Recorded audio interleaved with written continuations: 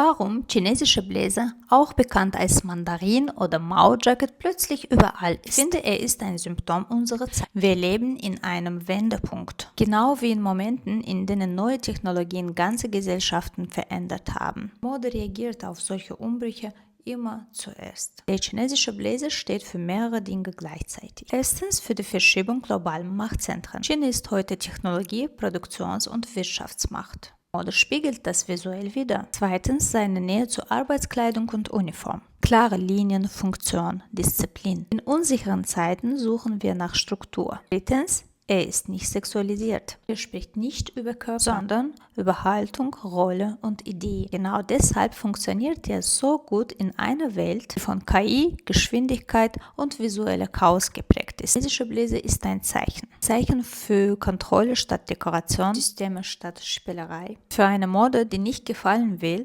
sondern unsere Realität widerspiegelt.